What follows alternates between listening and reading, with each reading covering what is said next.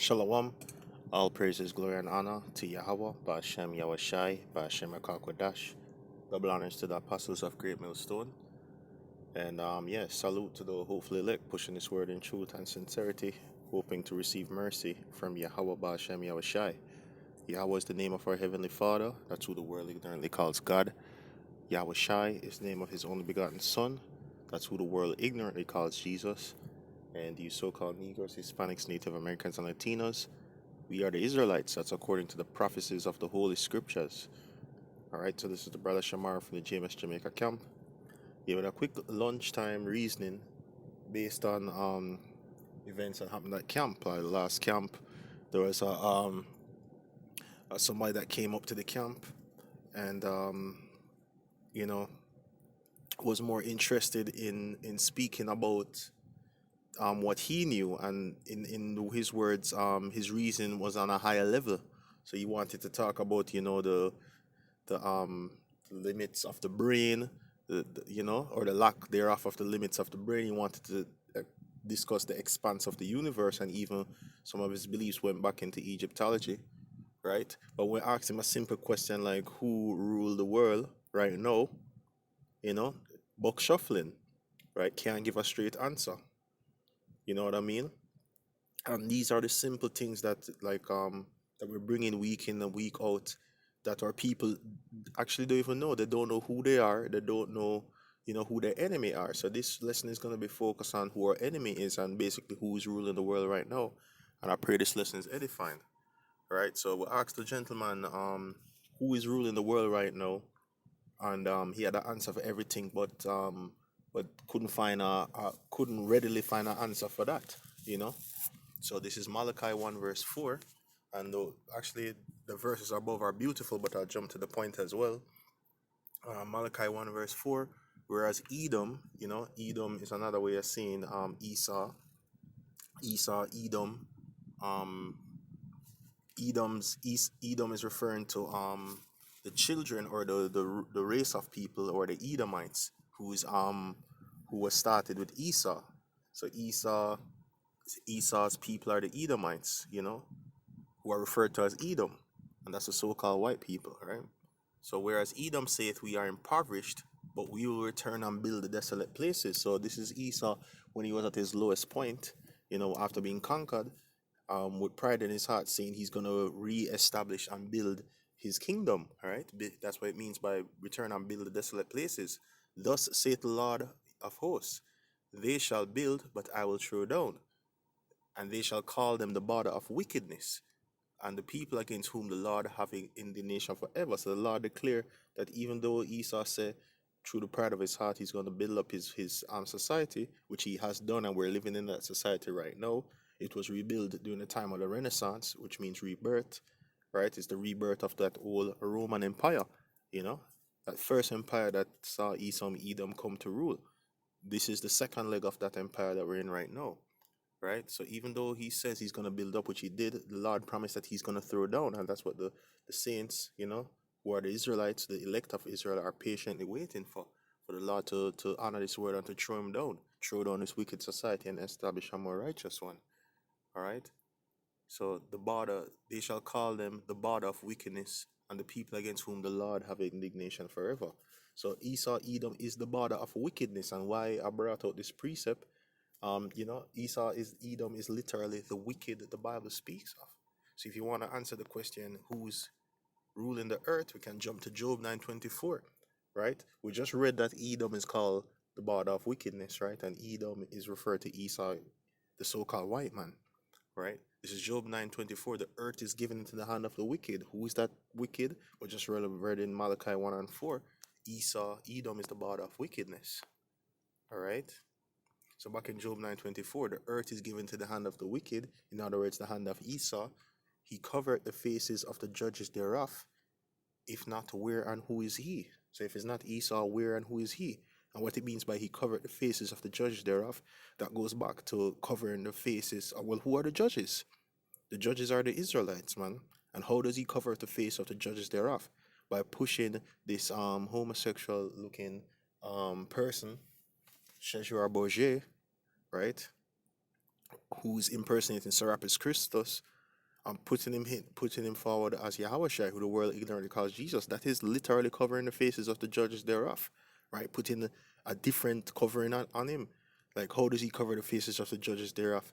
By saying that the Israelites, the Negroes, Hispanics, Native Americans, and Latinos are not the Lord's chosen people. That is covering the faces of the judges thereof, right?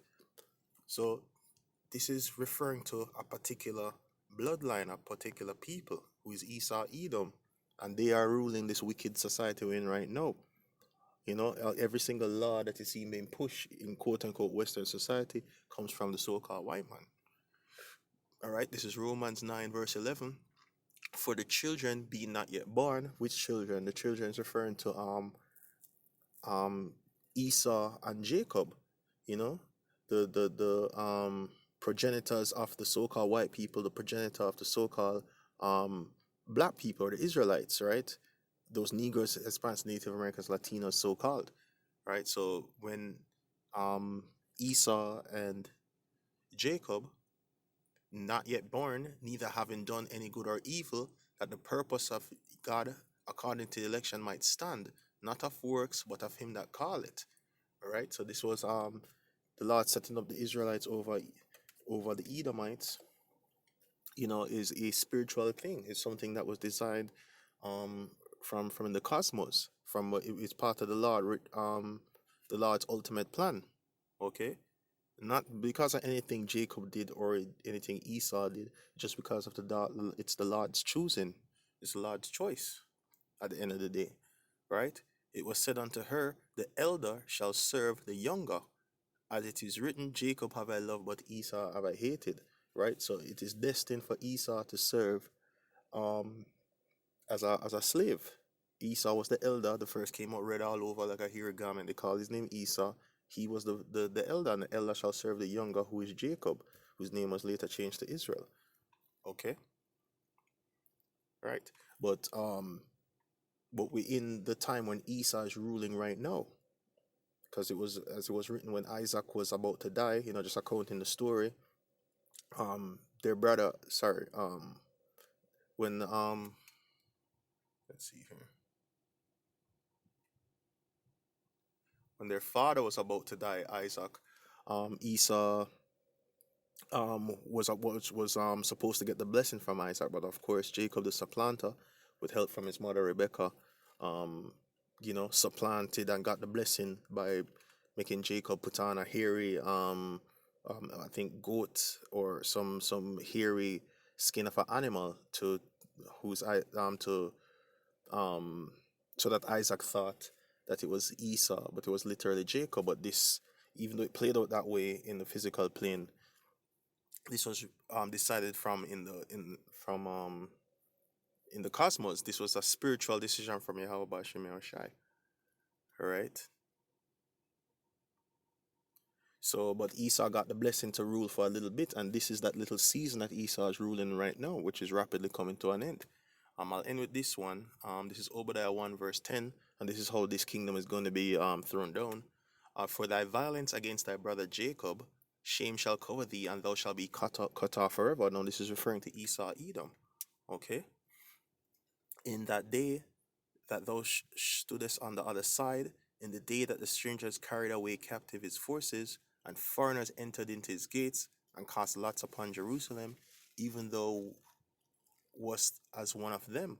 All right, so Esau rejoices when our people are down, and this is how it was from ever since.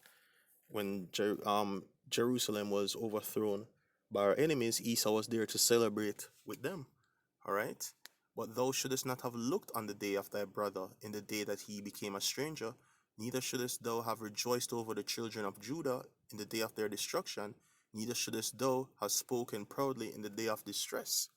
Yeah, they shouldn't have done that, man. And this is what they're going to ultimately boil down to in Obadiah 18, verse 18. And the house of Jacob shall be a fire, and the house of Joseph a flame. Right? That's the northern kingdom and southern kingdom, and the house of Esau for stubble. Right? Which is what remains after the flame is kindled. Right? And they shall kindle in them and devour them, and there shall not be any remaining of the house of Esau, for the Lord Yahweh Bashem has spoken it. All right. So yeah, so pretty much to answer the question, this wicked society is run by Esau Edom right now, but it's only for a limited time, and that day that they're thrown down is rapidly approaching, man. And the devil know this. This devil Esau know that he has but a short time. That's why he's coming down with great wrath, passing more draconian legislation, you know, messing with the food supply manually, messing with it so that he can push forward his ultimate agenda, which is that that CHIP, right? But the Lord have another plan coming, So I pray this was edifying. Just wanted to bring out the fact that you know, or people know a lot of things and they're learned about a lot of things, but when you ask them a question about who rules the earth, they don't know these simple precepts to prove that, you know. And even coming carnally and just looking at like who rules the banking system, who's passing the legislation, just simple things like that, you get the same answer. It's the so-called white man, right? Simple. So all praises to Yahweh Shemir Shai, Bashima Kakwadash, give me the spirit to do this lesson, and shalom to the elect.